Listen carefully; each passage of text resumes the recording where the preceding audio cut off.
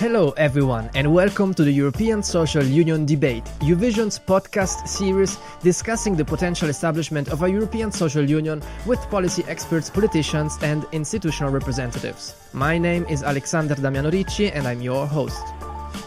Today, joining the fifth episode of our podcast series, Pervenche Berès, MEP of the Group of the Progressive Alliance of Socialists and Democrats in the European Parliament. Mrs. Berès is a member of the European Parliament's Committee on Economic and Monetary Affairs, and she has been chair of the European Parliament's Committee on Employment and Social Affairs between 2009 and 2014. Also, and significantly, she was a rapporteur of the Special Committee on the Financial, Economic and Social Crisis, a special committee of the European Parliament created in October 2009 to assess the fallout from the financial crisis and make recommendations to prevent a similar upheaval. Thank you very much for being with us, Mrs. Berès. Thank you for having this interview. Mrs. Berès, let me phrase it this way. When it comes to social policies and in general speaking, policy development in the EU, you have seen it quite all, I would say. You entered European Parliament 20 years ago, going through the economic boom following the monetary integration process, so to speak, the financial crisis, and last but not least, the past 10 years of, let's call them,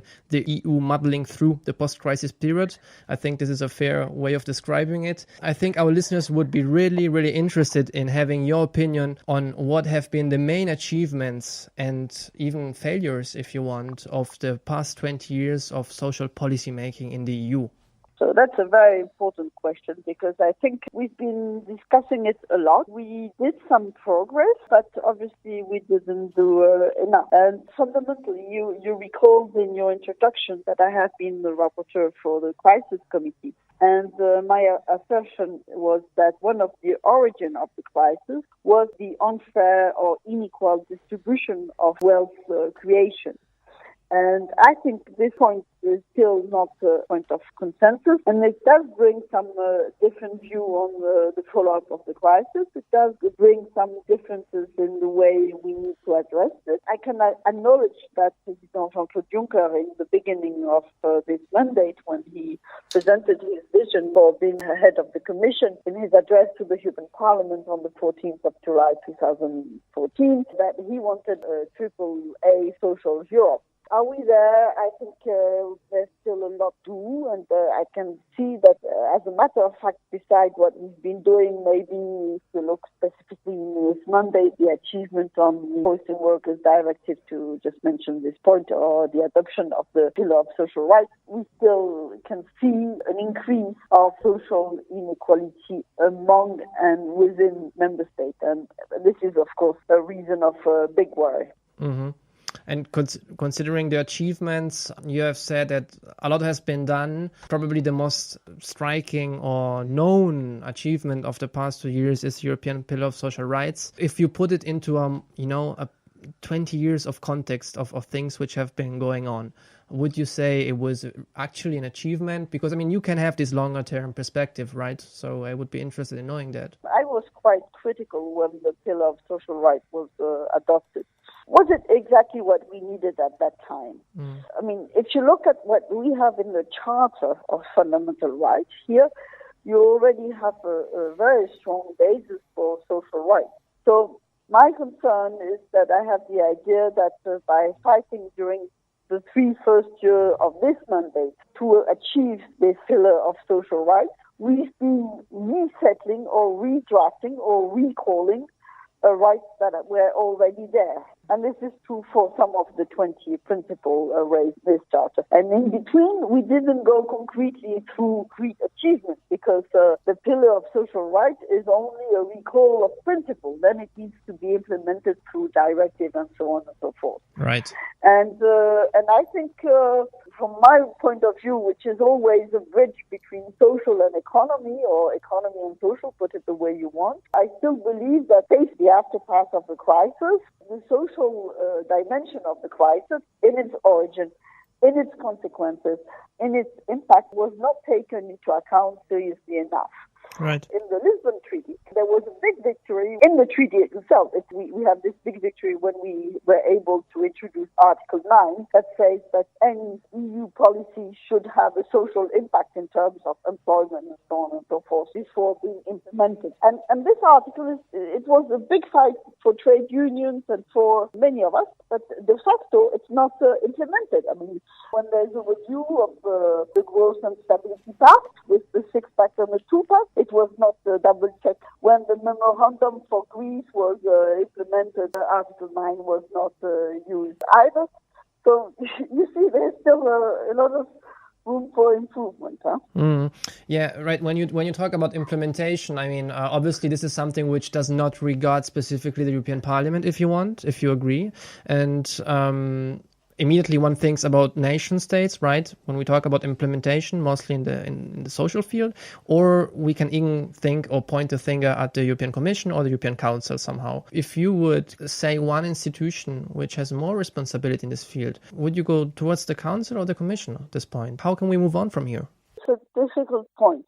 Thank you for not proposing that I put the Parliament in the forefront. The Commission is sometimes shy because, for example, when it comes to the review of the Economic and Monetary Union, they didn't do so much this, and regarding the social dimension, they didn't propose so much of it, that's for sure. And the little that we're fighting for, and we obtained implementation of the macroeconomic imbalance procedure, where you can have some social indicator if you really want. Well, de facto, this MEP procedure is not so much used by the Commission now, so the tool that could be useful, but it's not used. And in the Council, of course, the situation is more blocked than in the Commission because you have very strong opposition between member states.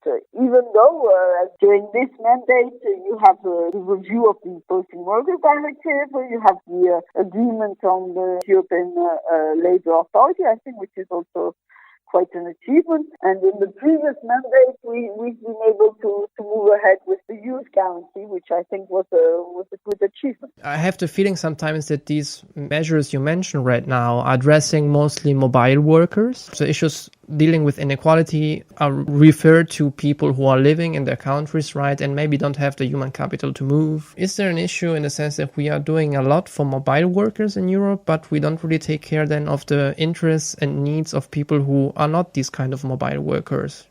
Yeah, this is an argument that you can put forward, and what we as progressive would put forward, which is now the agenda of the Sustainable Development Goals. Then you have to integrate this logic of inclusiveness and sustainability, which means that you have to definitely fight against inequality, including inside member states. One of the reasons where you can say that the situation is somehow blocked also in the Council is because it's so difficult to move on the taxation matter. If you're not able to use this leverage, it somehow makes it difficult. Do you think that there is an incompatibility between the European Monetary and Economic Union as it is run today in terms of governance mechanisms, for instance, take the European semester, and the social objectives you just right now enlisted? The method of the European semester should exactly allow for such a driver to be put in place because anyhow, most of the policy you have to adjust to make seriously fight inequality. They are related, of course, to the European agenda, but not only. And so the way for the EU to interact with what's happening in the member states is exactly about the European semester. In the framework of the European semester, the only thing you're going to apply is the Growth and Stability Pact with all its constraints, but not a high priority on fight against exclusion and sustainability as a whole. Well, then you might have a clever tool, but useless because it will not touch upon the relevant topics. Yeah, which means, if I may, we can propose as many legislation as we want, but if that thing does not change, we won't achieve anything, right? If you want to put it bluntly, this is the way you should do it. To put it in my own word, I would say that it's time to upgrade the economic governance because the current rules are not fit for purpose for neither ecological transition nor fight for social justice. Maurizio Ferreira is the director of the Eurovisions think tank. I want to cite him, and he stresses that no reform passes without the support of social coalitions, which are interested in it, without political forces which are capable of imposing it. My question would be for you, do you think that nowadays there is enough enough material for broad European coalitions at the political level to bring on the idea of a social union? That's a very, very good question, because I think one of the mistakes we did when Juncker came with his proposal for a triple social A in the beginning of this mandate, we didn't put the pressure on him. The only element of a coalition that was settled between Martin Schulz and himself was about the Juncker plan, so the investment strategy. But we, as a social democrat, we didn't ask for a more complete agenda, including fight against social inequality. Now, in the next parliament, my understanding is that a coalition will be needed, because no group will, by its own, have a majority. But if you want the social agenda to move, the only way is to make sure that you have social democrats inside the coalition. Taxonomy was one of the major pieces of the legislative plan of the Commission for sustainable finance. And the idea behind taxonomy is in order to have some kind of color light for the different financial products to find out if they are fit for purpose for sustainable development or not. And we as socialists, we are mentioning that if you really want to be sustainable, you need to include a social dimension in it. And in the end, in the House, we were the only one to do it. The traditional link you have between the trade unions and the social democrats on this global agenda is the right one.